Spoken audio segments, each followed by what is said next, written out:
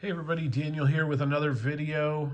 I wanted to just start off by thanking everybody who has watched and commented on my previous video where I did a look at 5 different cards with my son, Wesley, who, although he plays baseball, he is not a baseball card collector, but I thought, it was a fun way to engage with him. And so he's had a great time watching the video back and then seeing the comments and things like that. So I appreciate everybody who's watched and interacted with us there on that particular video.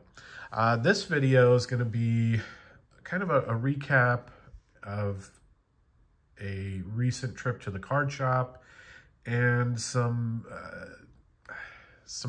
devastating news that I learned while I was there. This past Saturday, I had gone to a card show. I showed those dime box pickups, and I went from the card show to the card shop. I tried getting there right at 1 o'clock because they have a 1 o'clock auction on Saturdays. So it's a live auction on Saturdays, 1 o'clock. I got there just after 1, and as I was walking in, they had not actually started the auction, but the owner of the shop, one of the owners, was up kind of talking through some things. And so I missed out on a little bit there. That's usually where they do announcements like, hey, this product's coming in, we've ordered these supplies, we have this contest that ends on, that type of thing. This was a little different what they were talking about, but I didn't know what they were talking about right away. I got a couple of cards from the auction. First up is this 1960 Dallas Green rookie card. This happened to be the very first item in the auction, and I thought it was fitting that I was kind of late and that I ended up winning the very first item. Let's see, we'll flip it over just so we can see the back here. Dallas Green was kind of on my mind because he was general manager of the Chicago Cubs.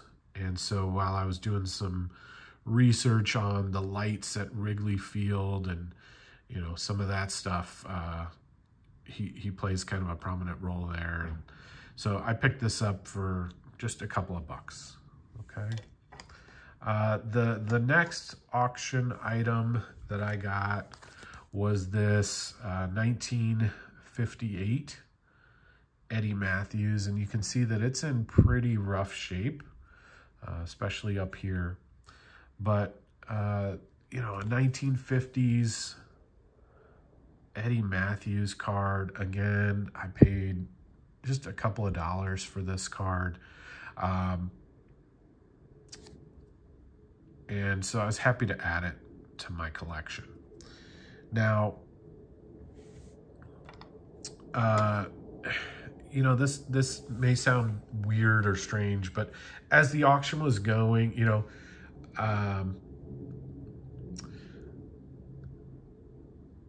there's kind of one constant. Every auction I go to, there's this one gentleman that is always there.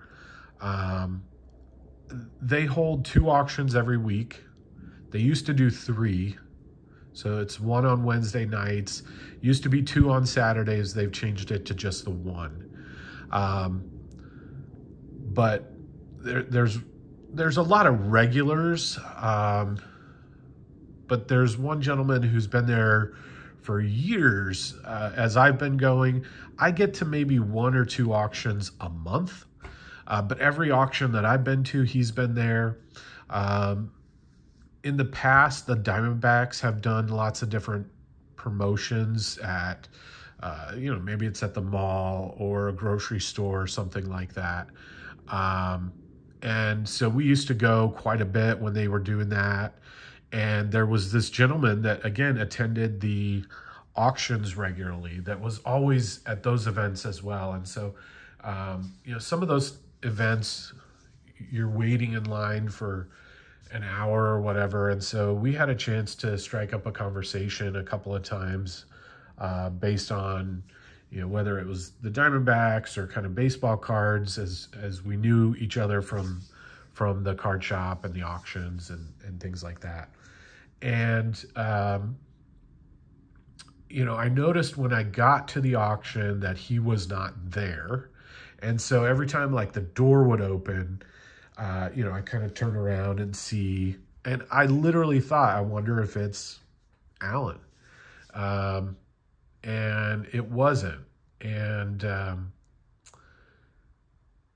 so the auction ended, and I was looking around the shop, and I saw that they had put up a little display on top of one of the display cases, and Alan had passed away.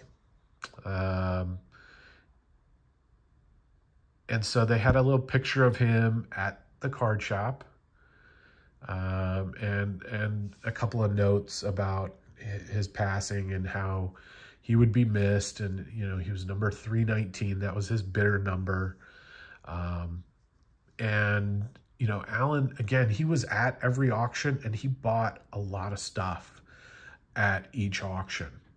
He was a huge Suns fan and Diamondbacks fan and Cardinals fan and Coyotes fan. So if there was things of that nature, he was sure to be bidding on those, as well as other stuff as well. But on, I think it was New Year's Eve day, so the 31st, I did make it to the auction, and I showed these off, but I had won these.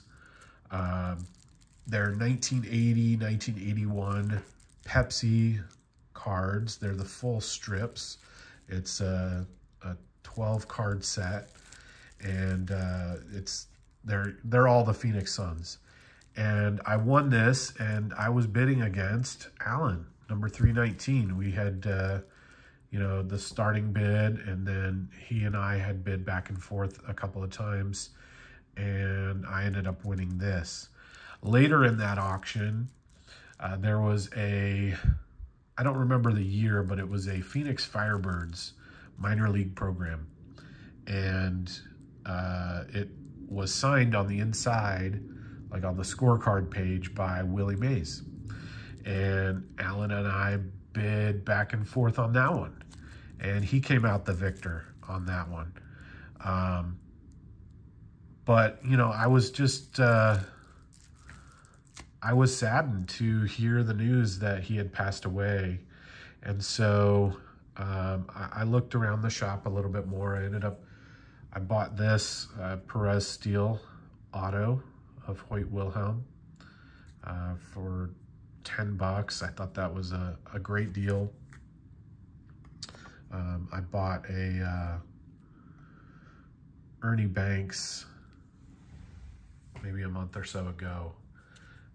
And then I also bought this unsigned one of Brooks Robinson, which I may try and send it out to get signed. But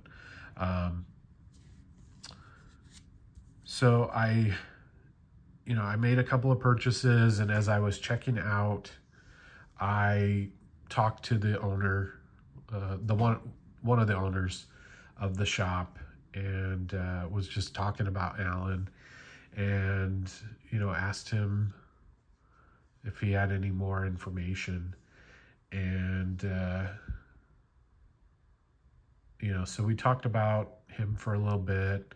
I gave him my updated phone number, so if he heard anything about a service, he could let me know. Like I said, my kids, I have 3 boys.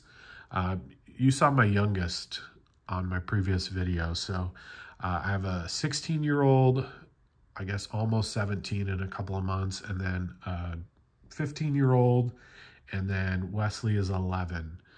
And again, they used to come with to all of the events at the, you know, like a cell phone store or Oakley stores or wherever it was that there was a signing.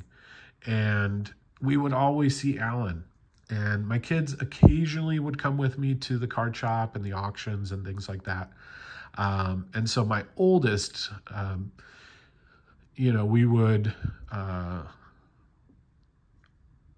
fairly often we would talk about Alan and just like, hey, there's Alan, or guess who I saw at the card shop today? And he would respond, oh, it must have been Alan. Yep. And so again, I told my family about the news, and I told my oldest son, and he was moved as well. The hobby really is the people, as Sports Card Nation would say. And so there's great pieces of cardboard out there, and it's a lot of fun to collect cards and autographs and things like that. But it is also about the people that you interact with. And so,